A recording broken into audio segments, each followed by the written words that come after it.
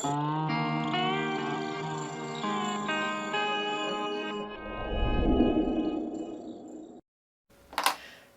warahmatullahi wabarakatuh. Kembali lagi dengan saya Ahmad Bustanul Arifin. Pada kesempatan kali ini saya akan mencoba nih untuk menginformasikan kepada Bapak Ibu semua yang saat ini mengikuti PPG dalam jabatan dan Bapak Ibu mengalami kesulitan untuk mengerjakan LK 3.1 yaitu Best Practice PPG dalam jabatan tahun 2023 ini. Nah, tenang. Di sini saya akan mencoba untuk memberikan sebuah informasi kepada Bapak Ibu semua. Tapi, bagi Bapak Ibu yang baru menemukan channel ini, jangan lupa untuk like, comment, share, dan subscribe channel saya. Kemudian Bapak Ibu juga bisa join di grup Telegram saya di @stready_aba channel. Atau Bapak Ibu juga follow TikTok dan Instagram saya di @abarifin_. Kali ini Aba Channel telah memiliki sebuah website yang Bapak bisa kunjungi nantinya di www.abachannel.com. Serta seandainya jika Bapak Ibu berkontribusi pulsa pada Aba Channel ini, Bapak bisa kirimkan pulsa, nomornya berikut di bawah ini. Jika Bapak Ibu berkenan tentunya. Langsung saja kita simak dan kita bahas informasinya berikut ini.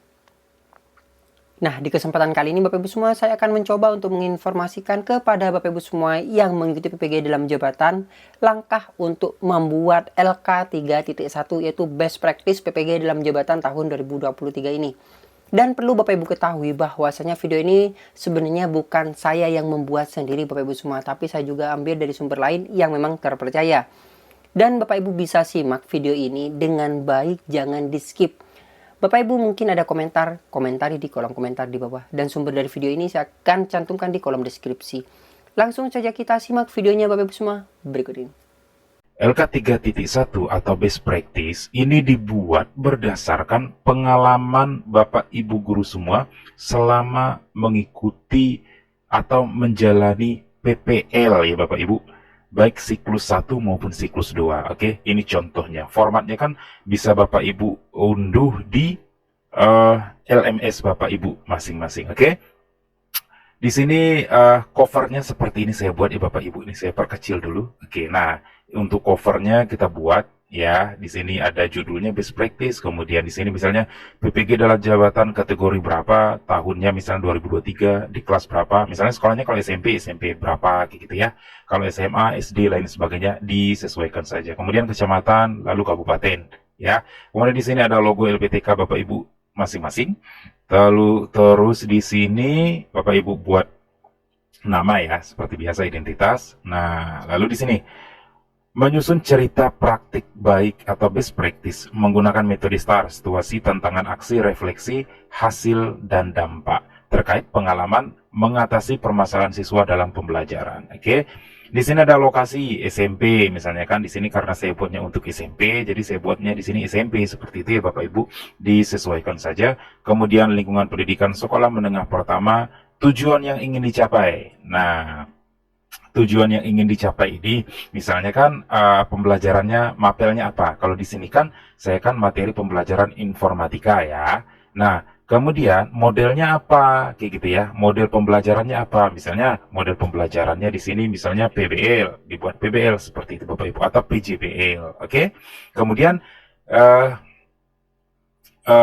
berikutnya penulisnya siapa? Ini kan saya buat saja nama saya. Kemudian tanggalnya ini berarti kan tanggal kita membuatnya seperti itu. Oke. Lalu langkah pertama tentang situasi. Berarti di sini kan kondisi yang menjadi latar belakang masalah, mengapa praktik ini penting untuk dibagikan. Apa yang menjadi peran dan tanggung jawab Anda dalam praktik ini. Baru langsung kita isi Bapak Ibu. Ya, di sini saya buat seperti ini.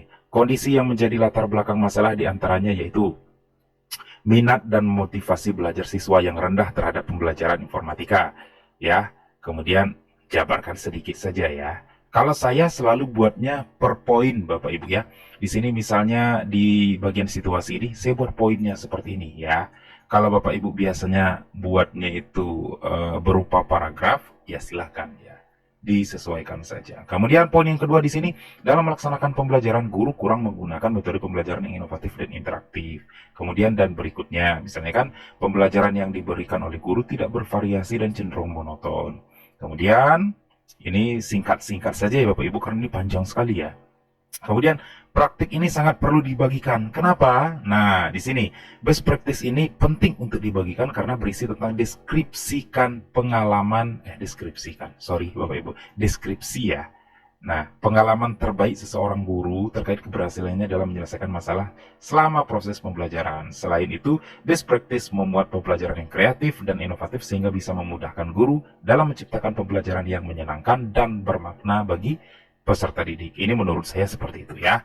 Lalu peran dan tanggung jawab di sini. Nah, sebagai seorang guru, saya sangat berperan penting dalam menciptakan generasi masa depan yang berkualitas. Peran saya selama proses pembelajaran antara lain sebagai sumber belajar, fasilitator, motivator, pengelola kelas, pembimbing, dan evaluator. Ini sebagai contoh saja. Bapak Ibu bisa menyesuaikan dengan situasi yang Bapak Ibu alami, ya.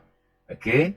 Kemudian yang berikutnya tantangan ya. Apa saja yang menjadi tantangan untuk mencapai tujuan tersebut? Siapa saja yang terlibat? Oke.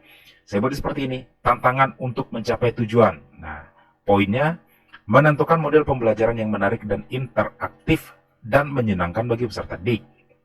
Lalu, penerapan strategi yang tepat agar dapat meningkatkan hasil belajar peserta didik dan seterusnya. Lalu, siapa saja yang terlibat? Nah, penyelesaian tantangan tersebut diselesaikan secara bersama dengan melibatkan dosen pembimbing ya, kemudian guru pamong, kepala sekolah kita, rekan sejawat guru, peserta didik, dan orang tua peserta didik. Oke, lanjut aksi. Nah, langkah-langkah apa yang dilakukan untuk menghadapi tantangan tersebut, strategi apa yang digunakan, bagaimana prosesnya, siapa saja yang terlibat, apa saja sumber daya dan atau materi yang diperlukan untuk melaksanakan strategi ini. Panjang ya Bapak Ibu. Kalau kita baca kemudian kita pikir, kita bikinnya juga bingung ya. Nah, tidak usah khawatir. Dari contoh ini saya yakin Bapak Ibu pasti bisa membuatnya. Oke? Langkah-langkah yang dilakukan untuk menghadapi tantangan. Saya bikin lagi per poin Bapak Ibu. Yang pertama, harus bisa memilih model pembelajaran yang tepat ya dan sesuai dengan materi pelajaran, juga sesuai dengan karakteristik siswa, berarti kondisional seperti itu ya. Lalu penggunaan media konkret dan berbasis tipek ya, teknologikal, pedagogik, dan konten gitu ya. Selama proses pembelajaran, kemudian ada bahan ajar dan LKPD, kemudian membuat soal evaluasi berbasis HOT. Kemudian strategi apa yang digunakan untuk mengimplementasikannya? Nah ini strategi apa?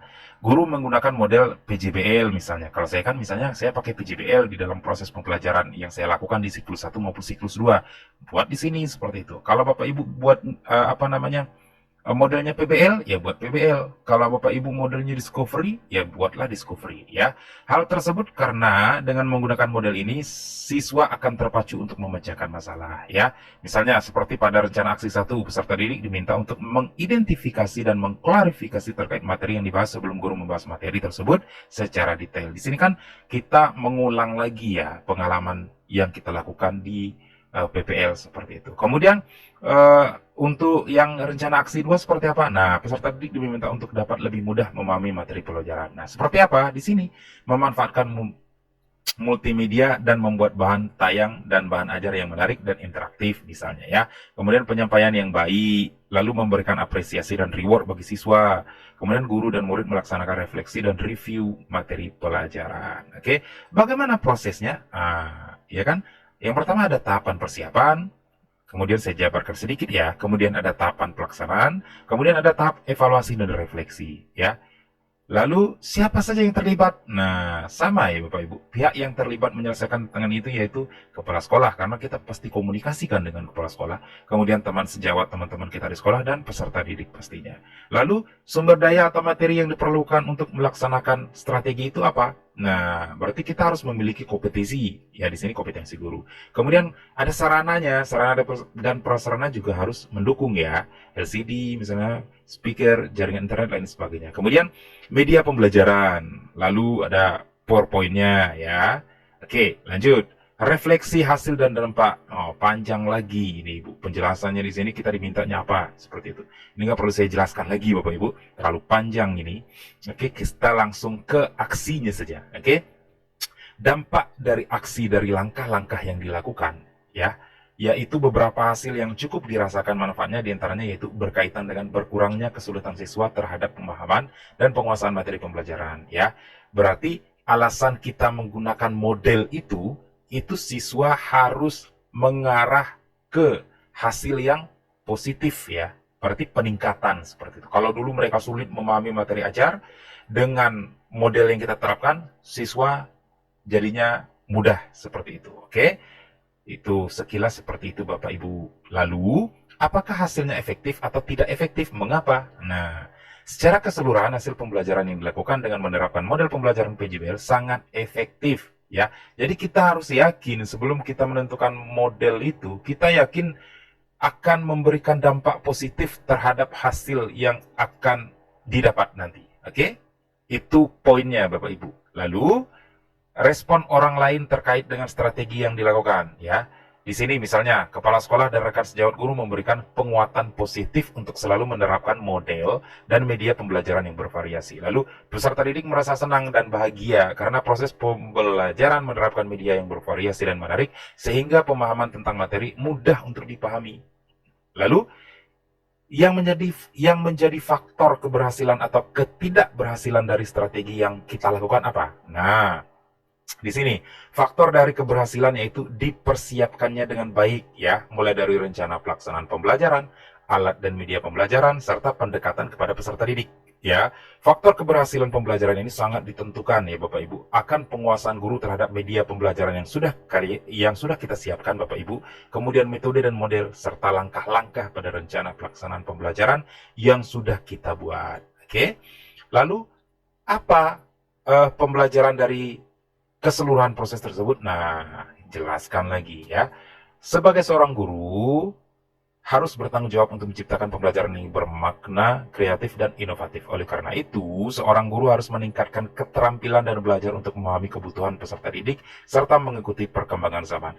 Intinya, Bapak Ibu ya, setiap proses ini, dari pembelajaran ini, kita harus mampu mengatasinya. Dengan apa? Ya dengan cara ini tadi Bapak Ibu, meningkatkan keterampilan dan belajar ya untuk memenuhi dan memahami kebutuhan apa yang dibutuhkan siswa dari perkembangan zaman sekarang ini, seperti itu. Lalu ada RTL-nya, rencana tindak lanjut yang perlu diterapkan. Di antaranya yaitu pemberian stimulus yang lebih bervariatif. Mungkin dulu kita mengajarnya langsung saja kan. Hari ini kita akan belajar materi informatika tentang Microsoft Word. Langsung buka Microsoft Word-nya, seperti itu ya. Nah, jadi kita berikan stimulus dulu, Microsoft Word itu apa? Tujuan kita belajarnya apa? Kenapa? Karena kita bisa memancing semua peserta didik berperan aktif dan termotivasi Bapak Ibu dalam melaksanakan pembelajaran itu. Oke? Seperti itu Bapak Ibu, semoga sukses PPG-nya. Nah, untuk mendapatkan file ini sudah saya taruh di link deskripsi di bawah video ini Bapak Ibu ya. Silakan Bapak Ibu klik dan ini gratis, silakan Bapak Ibu pakai sebagai patokan ya atau sebagai contoh untuk Bapak Ibu membuat best practice ini. Saya rasa sekian. Terima kasih, semoga bermanfaat. Apabila ada kesalahan ketika saya menjelaskan ini, saya berharap Bapak Ibu semuanya lulus. Jadi seperti itulah informasi yang Bapak Ibu bisa terima atau yang Bapak Ibu bisa lihat, yaitu bagaimana langkah untuk mengerjakan LK 3.1 Best Practice PPG Daljab tahun 2023. Semoga dengan video yang barusan saya informasikan, Bapak Ibu bisa mengerjakan nih bagaimana sih langkah membuat best practice tersebut.